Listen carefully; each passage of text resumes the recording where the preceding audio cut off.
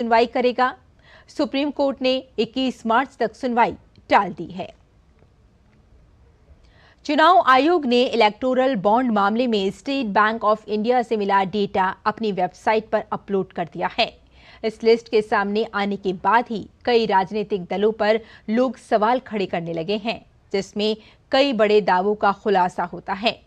साल 2019 से लेकर 2024 के बीच राजनीतिक दलों को इलेक्टोरल बॉन्ड के जरिए चुनावी चंदा देने वाली 5 शीर्ष कंपनियों में से 3 ऐसी कंपनियां हैं जिन्होंने चुनावी बॉन्ड ईडी, सीबीआई और आयकर विभाग की छापेमारी के बाद खरीदे।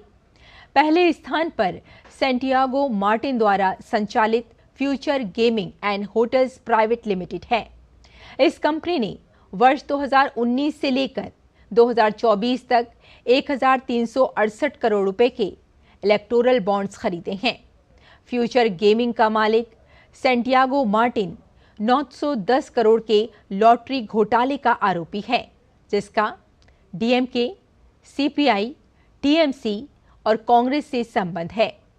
2007 में सीपीआई-एम के मुखपत्र देशाभिमानी को 2 करोड़ का चंदा दिया था। 2016 में ईडी के केस में और 2018 में लॉटरी घोटाले से जुड़े मामले में फ्यूचर गेमिंग के मालिक मार्टिन को केरल के मुख्यमंत्री पिनारई विजयन के लीगल एडवाइजर और वकील एम.के. दामोदरन ने बचाया था। 2010 में कांग्रेस नेता अभिषेक मनु सिंघवी भी सैंटियागो मार्टिन के लिए केस लड़ चुके हैं। हालांकि बाद में विवाद होने के बाद सिंघवी ने अपना नाम वापस ले लिया था।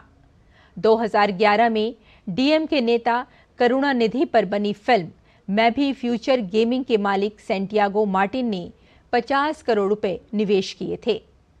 सैंटियागो मार्टिन के दामाद अर्जुन को डीएमके ने अपने चुनाव रणनीति अभियान का हिस्सा बनाया था।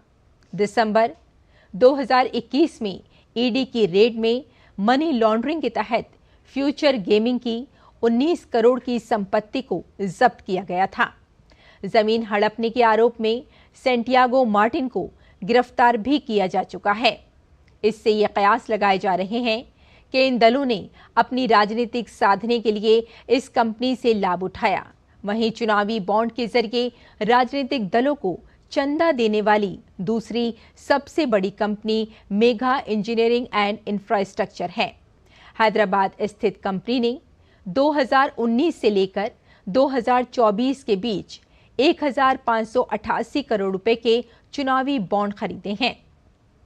अक्टूबर 2019 में MEIL के दफ्तरों पर इनकम टैक्स डिपार्टमेंट की रेड हुई थी, जिसमें कांग्रेस से इसके संबंध सामने आए थे, जिसमें 100 करोड़ का फंड भी कांग्रेस पार्टी को ट्रांसफर किए जाने की बात सामने आई थी।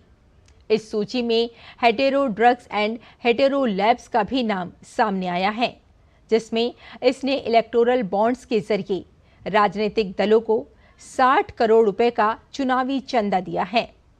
इनकम टैक्स डिपार्टमेंट ने वर्ष 2021 में hetero drugs and hetero labs के सनत नगर स्थित परिसरों पर छापा मारा था। इस समय आईटी विभाग ने कहा था कि hetero drugs and hetero labs के यहां से रेड के दौरान 550 करोड़ रुपए की बेहिसाबी इनकम का पता चला है।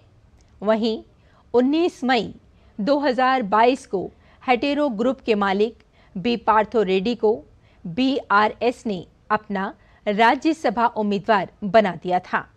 इससे ये संभावना जताई जा रही है कि क्या ये 60 करोड़ का चंदा बीआरएस पार्टी को दिया गया, जो राज्यसभा की सीट के बदले बीआरएस ने रेड्डी से लिया।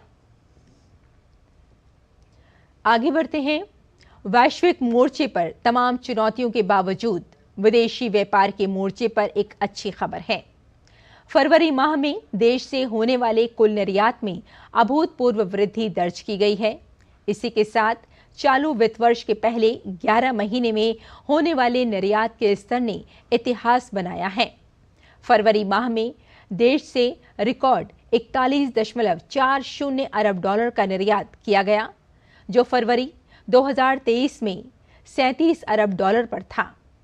अप्रैल 2023 से फरवरी 2024 के बीच 11 महीनों में देश से कुल